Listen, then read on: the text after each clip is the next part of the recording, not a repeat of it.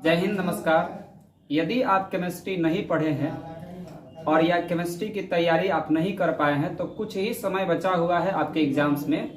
इसलिए यदि आप चाहते हैं कि आप बेहतर अंकों की तैयारी करें तो आप मेरे चैनल के साथ जुड़ सकते हैं और everyday objective with subjective question को सॉल्व कर सकते हैं, वो भी फुल एक्सप्लेनेशन के साथ। केवल टिक नहीं मारना है, एक्सप्लेन करके टिक मारना है। तो आइए शुरू करते हैं ऑब्जेक्टिव प्रश्नों का सिलसिला, जिसमें पहला सवाल है हमारा। बहुत ही जबरदस्त प्रश्न है, ये परीक्षा में बार बार पूछा जाता है। देखेंगे क्वेश्चन बैंक उठाकर तो ये कई बार आया हुआ क्वेश्चन है। देखिएगा, कह रहा है कि NH3 में N का संकरण है, यानी प्रसंकरण है। The hybridization of N in NH3, N का हाइब्रिडाइजेशन पूछ रहा है किसमें? अमोनिया में, NH3 में। आइए देखते हैं। सबसे पहले अमोनिया का स्ट्रक्चर बनाते हैं। तो बनाएंगे तो आप देखेंगे 3 हाइड्रोजन है, ऐसे अटैच कर देंगे हाइड्रोजन को। इसके बाद जो यहाँ पे क्या हो जाएगा, आपका लोन पेयर आ जाएगा। ये क्या आ जाएगा? Lone pair. हाइब्रिडाइजेशन निकालने का फॉर्मूला EP बराबर होता है BP प्लस LP।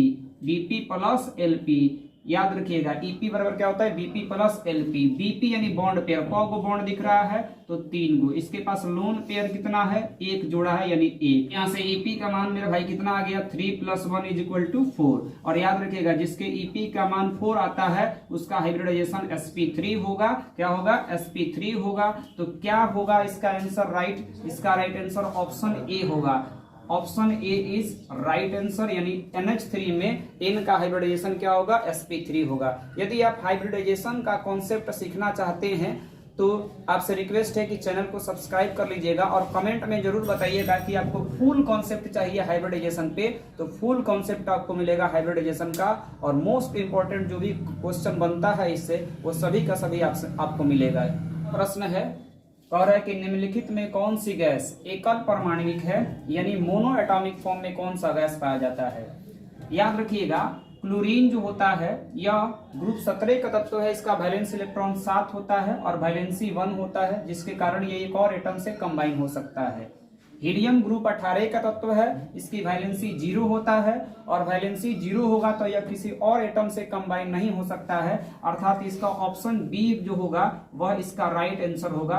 उधर नाइट्रोजन है, ऑक्सीजन है। नाइट्रोजन की वैलेंसी 3 होता है और ऑक्सीजन जो है, ऑक्सीजन की वैलेंसी जो होता है 2 होता है, जिसके कारण यह दूसरे एटम से कंबाइन हो सकता है और कंबाइन होकर के डाई एटॉमिक फॉर्म में जा सकता है। जैसे Cl2 बन सकता है, यहाँ पे N2 बन सकता है, यहाँ पे O2 बन सकता है, परंतु He2 नहीं बनता है। क्यों नहीं बनता है? क्योंकि इसकी वैलेंसी 0 होता है। ग्रुप 18 के तत्व होते हैं, इनर्ट होते हैं, जिसके कारण यह मोनो एटॉमिक फॉर्म में पाए जाते हैं। तो राइट आंसर सी होगा।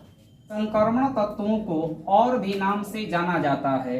ऑप्शन ए कह रहा है S block elements, option B कह रहा है P block elements, option C कह रहा है D ब्लॉक एलिमेंट्स, और ऑप्शन डी कह रहा है F ब्लॉक एलिमेंट्स।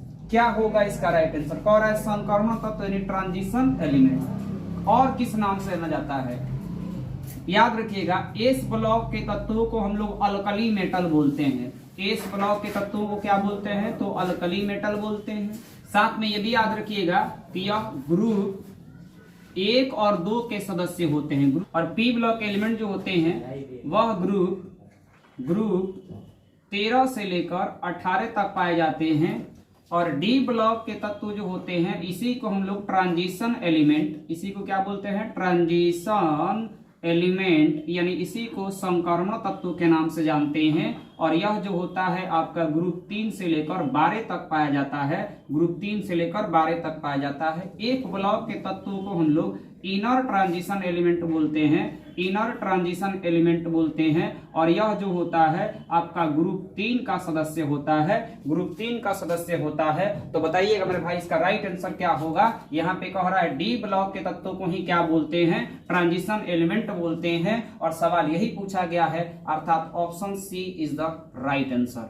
इसका राइट आंसर होगा ऑप्शन सी, यानी ट्रांजिशन एलिमेंट को हम लोग डी ब्लॉक के तत्व के नाम से जानते हैं।